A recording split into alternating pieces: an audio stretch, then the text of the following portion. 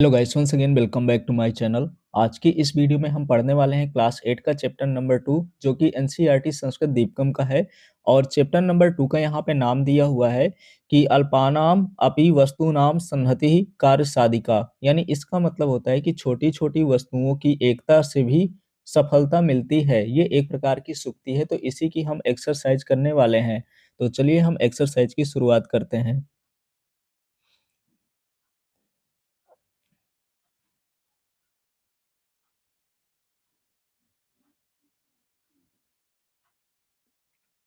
जैसे यहाँ पे लिखा है कि अभ्यासात जायते सिद्धि, यानी अभ्यास करने से ही सफलता मिलती है। इसका मतलब हुआ कि अभ्यास करने से ही सफलता मिलती है। तो अब हमें अभ्यास करना है, हम इसका अभ्यास करते हैं।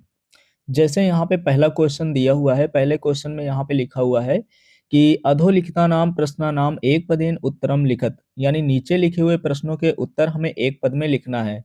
का नंबर में दिया है कि मित्राणि ग्रीष्मावकाशे कुत्र गच्छन्ति, यानी मित्र गर्मी की छुट्टियों में कहाँ जाते हैं। तो इसका आंसर हो जाएगा यहाँ पे उत्तराखंड। तो मैंने यहाँ पे इसके नीचे आंसर लिख दिए हैं। तो यहाँ पे आंसर हो जाएगा उत्तराखंडम। इसका हम आंसर लिखेंगे उत्तराखंडम।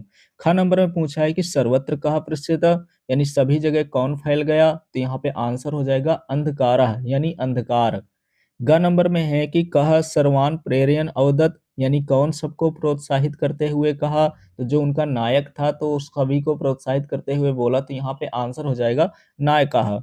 ख नंबर में है कि कह हितोपदेशस्य कथाम श्रावयति, यानी कौन हितोपदेश की कहानी कहता है या सुनाता है। तो इसका भी आंसर हो जाएगा नायकः। अंगा नंबर में है कि कपोत राजस्य नाम किम, यानी कबूतरों के राजा का नाम क्या है। तो इसका आंसर हो जाएगा चित्रग्रीवः, यानी जो कबूतरों का राजा है उसका नाम है चित्रग्रीव।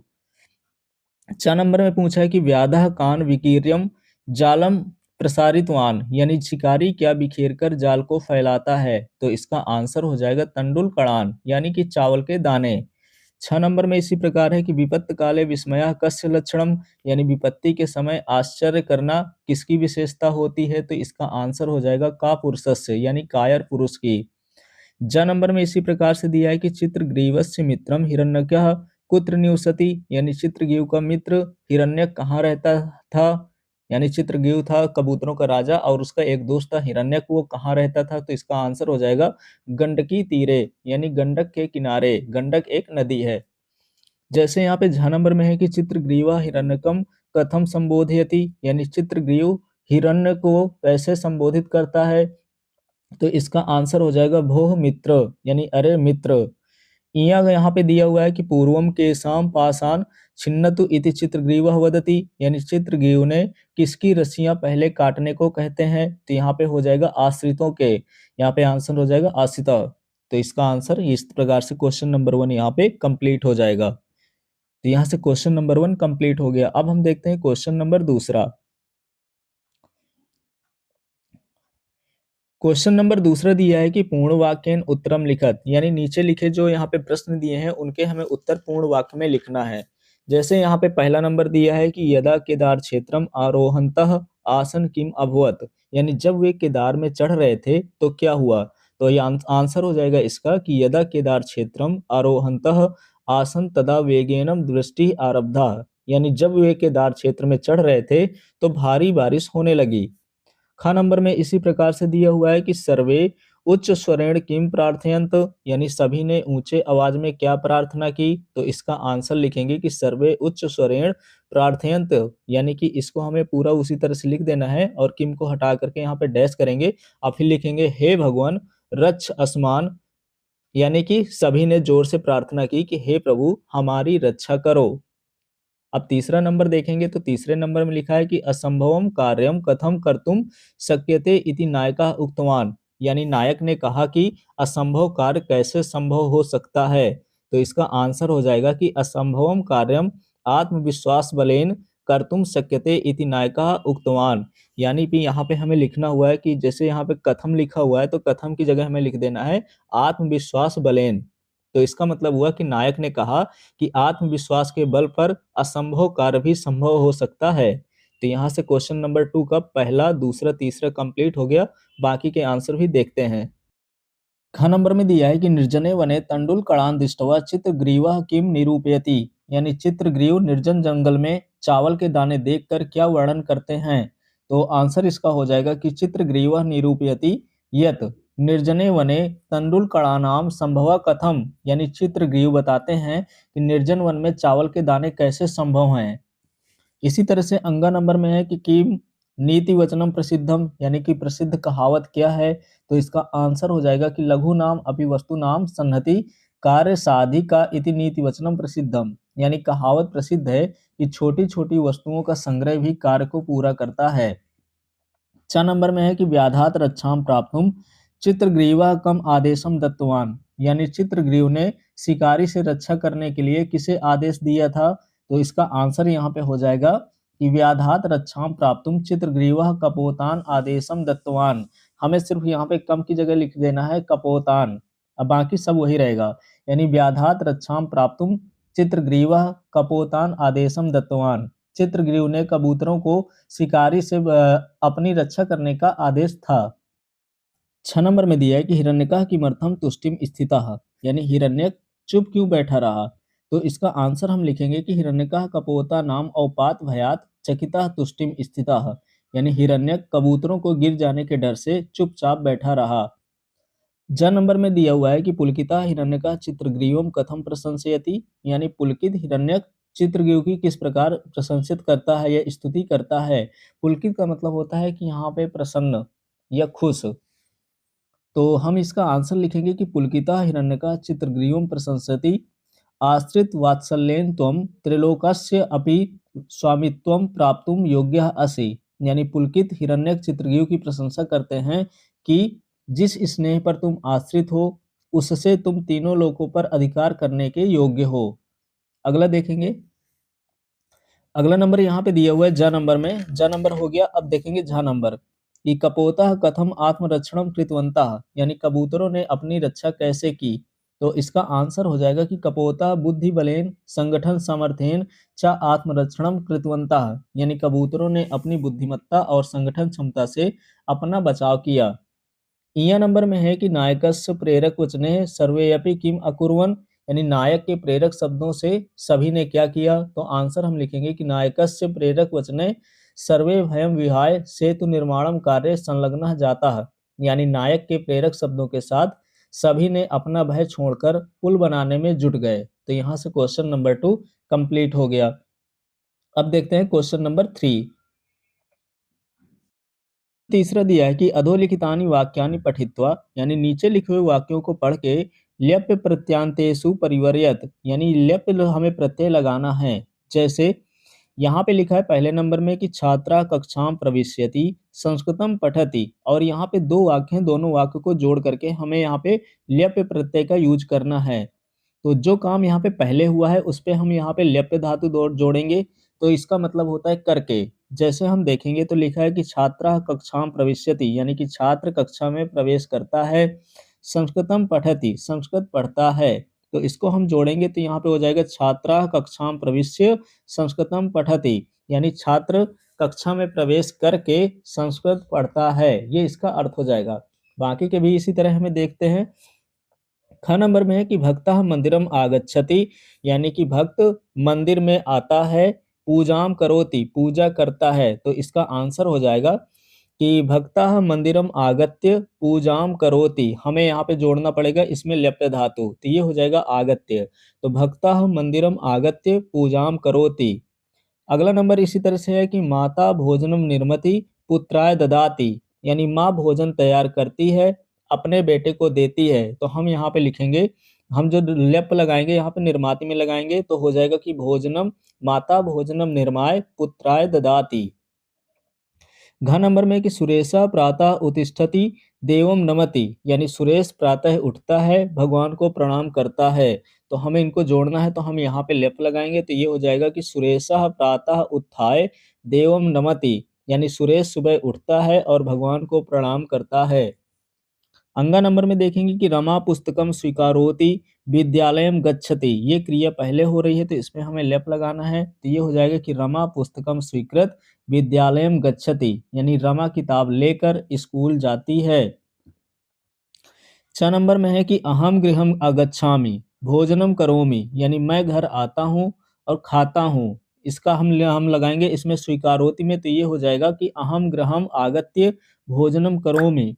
फिर इसी तरह से हमें 6 नंबर में देखना है, तो लिखा हुआ है कि तंडुल कणान विकिरति जालम विस्तारयति, तो हम इसको लिखेंगे तो हो जाएगा कि तंडुल कणान विकीर्य जालम विस्तारयति, यानी चावल के दाने बिखेर कर जाल फैलाता है।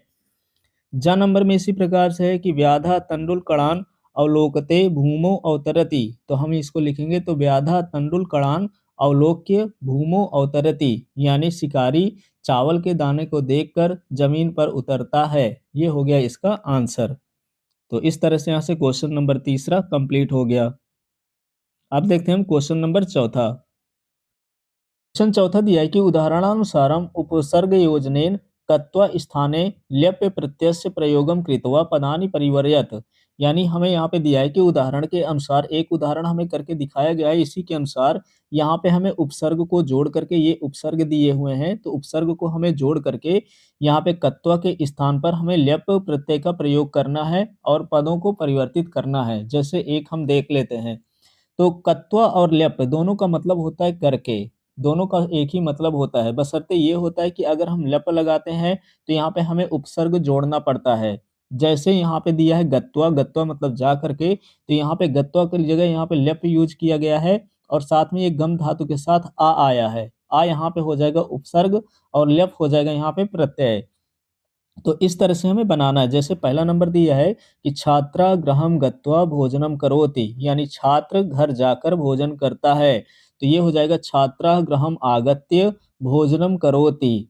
इसी तरह से अगला है ख नंबर में कि माता वस्त्राणि क्षालित्वा पचति, यानी माता कपड़े धोकर खाना पकाती है, तो इसको हमें लिखना होगा कि माता वस्त्राणि प्रक्षाल्य पचाती, यहाँ पे हो जाएगा। ये हो गया इसका आंसर। अब देखते हैं अगला नंबर ग नंबर में इसी प्रकार से ग नंबर में दिया है कि शिक्षिका श्लोकम लिखित्वा पाठयति, यानी शिक्षक श्लोक लिख कर पढ़ाता है, तो इसका हम बनाएंगे कि शिक्षिका श्लोकम विलिख्य पाठयति। इसी तरह से घ नंबर में दिया है कि रमा स्थित्वा गीतम गायति, यानी रमा बैठकर गीत गाती है, तो हम इसका बनाएंगे रमा उपस्थाय गीतम गायति, यहाँ पे उप धातु उप उपसर्ग जुड़ जाएगा। इसी तरह से शिष्य सर्वदा गुरुम नत्वा पठति, यानी शिष्य हमेशा गुरु को नमस्कार करके पढ़ता है, तो आंसर हम लिखेंगे कि शिष्य सर्वदा गुरुम प्रणम्य पठति।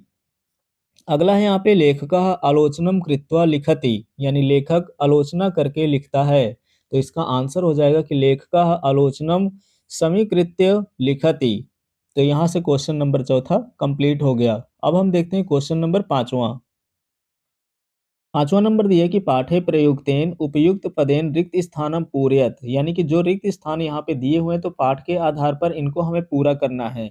जैसे क नंबर में दिया है कि सर्वे एक चित्तीय भूय, फिर यहाँ पे हम लिखेंगे जाल मादाय उड़ियताम, यानी कि सभी एक साथ जाल को लेकर उड़ जाओ।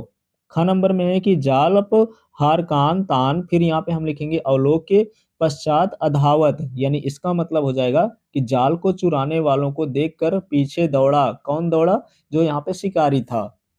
ग नंबर में है कि अस्माकम मित्रम, फिर यहाँ पे ब्लैंक ब्लैंक दिया हुआ है तो हम लिखेंगे हिरण्यके, यानी अस्माकम मित्रम हिरण्यके नाम मूषक राजा गंडकी तीरे चित्रवने निवसति, यानी हमारा दोस्त हिरण्यक जो चूहों का राजा है, गंडक नदी के किनारे एक खूबसूरत जंगल में रहता है। छह नंबर में दिया है कि हिरण्यका का पोता नाम, फिर यहाँ पे हम लिखेंगे औपात भैन, फिर यहाँ पे होगा चकित तुष्णिम स्थिता, यानी कबूतरों के गिरने के डर से हिरण्यक चूहा चुपचाप खड़ा रहा। अंगा नंबर में है कि यतोहि विपत्काले, फिर ब्लैंक दिया है तो हम लिखेंगे विस्मया एव का पुरुषा लक्षणम, यानी कि विपत्ति के समय में, दुख में जो यहाँ पे कायर पुरुष के लक्षण होते हैं, यानी कि विपत्ति के समय जो दुख करता है वो कायर पुरुष के लक्षण होते हैं। तो इस प्रकार से यहाँ से पांचवा नंबर कंप्लीट हो गया। अब हम देखते हैं छठवां नंबर। नंबर दिया है कि पाठे प्रयुक्तेन ल्यप्य प्रत्यांत पदेन सह उपयुक्तम पदम योजयत, यानी पाठ में आए हुए ल्यप्य प्रत्यांत वाले पद के साथ मिलान कीजिए। एक हमें यहाँ पे मिला करके दिया है कि अवलोक के साथ यहाँ पे जाल पहाड़ कान के साथ मिला करके दिया है, बाकी के साथ हमें मिलाना है। जैसे यहाँ पे क नंबर में दिया है विकीर्ण, विकीर्ण का मतलब होता है बिखेर कर, तो इसका हो जाएगा तंडुल कड़ान यानी कि चावल के दाने, तो इसका पूरा मतलब हुआ कि चावल के दाने बिखेर कर। इसी तरह से ख नंबर में है विस्तीर्ण, विस्तीर्ण का मतलब होता है फैला करके, तो हम इसको मिलाएँगे जालम यानी कि फैलाया था जाल, तो यहाँ पे हो जाएगा कि जालम, यानी जाल फैलाकर। ग नंबर में है अवतीर्य, अवतीर्य का मतलब होता है उतर करके, तो यहाँ पे भूमि पर उतरा था, तो इसको हम मिलाएँगे भूमि के साथ, तो यहाँ पे हो जाएगा भूमो, अवतीर्य भूमो, यानी भूमि पर उतर कर। घ नंबर में दिया है अवलोक्य, यानी अवलोक्य का मतलब होता है देख करके, तो यहाँ पे हो जाएगा जाल पहाड़ कान, यहाँ पे अवलोक्य का पहले से ही मिला करके दिया हुआ है। इसी तरह से अब आगे देखेंगे तो अंग नंबर में है एक चित्तीय भूह। एक चित्तीय भूह का मतलब होता है कि एकजुट होकर के, फिर यहाँ पे एकजुट होकर के उड़ने की बात हुई थी, तो यहाँ पे इसको हम मिलाएँगे उड्डयताम, यानी कि उड़ जाओ। फिर है प्रत्यभिज्ञाय, यहाँ पे प्रत्यभिज्ञाय दिया हुआ है, तो इसका मतलब होता है पहचान करके, तो यहाँ पे इसको हम लिखेंगे मिलाएँगे तद्वचनम, यानी कि वह आवाज़ या वह ध्वनि। तो यहाँ से क्वेश्चन नंबर 6 कंप्लीट हो गया। 7वाँ नंबर दिया है कि समासयुक्त पदेन रिक्त स्थानम पूरयत, यानी समासयुक्त पद को रिक्त स्थान में भरना है। जैसे एक हमें करके दिया हुआ है, तो सबसे पहले क्या है, यहाँ पे गंडक्यः तीरम दिया हुआ है, तो इनको हमें एक साथ जोड़ करके लिखना है। तो यहाँ से हम विभक्ति को हटाएँगे और इसको लिखेंगे जोड़ करके, तो गंडकी तीरम हो जाएगा। अब हमें यहाँ पे जो दूसरा वाला शब्द है, पहले वाले से यहाँ पे विभक्ति को हटाना है और जोड़ करके लिखना है। फिर दूसरे वाले कॉलम में हमें यहाँ पे जो लास्ट वाला पद दिया है उसमें विभक्ति जोड़ना है। जैसे यहाँ पे तस्मिन दिया हुआ है, तो इसमें हमें विभक्ति को जोड़ना है। तो जब हम यहाँ पे विभक्ति दूसरे वाले में जोड़ेंगे तो ये हो जाएगा गंडकी तीरे। इसी तरह से हमें बाकी के पद करना है। तो हमें सबसे पहले इस वाले पद से विभक्ति को हटा करके उनको एक साथ लिखना है। एक साथ लिखने के बाद फिर यहाँ पे हमें ये वाली विभक्ति लास्ट वाले पद में जोड़ना है। तो ये हो जाएगा गंडकी तीरे।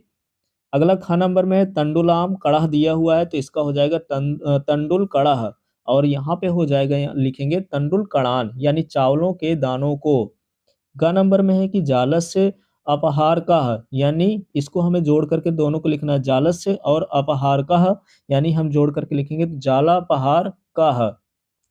फिर इसी तरह से यहाँ पे हमें इसमें लिखना है तान विभक्ति जोड़ना है, तो हो जाएगा कि जालापहारकान, यानी जाल को ले जाने वालों को। फिर यहाँ पे घ नंबर में है औपाताद भयम, तो यहाँ पे हम जोड़ करके लिखेंगे दोनों को, तो औपात भयम हो जाएगा, और यहाँ पे लिखेंगे तो औपात भयात हो जाएगा, यानी गिरने के डर से।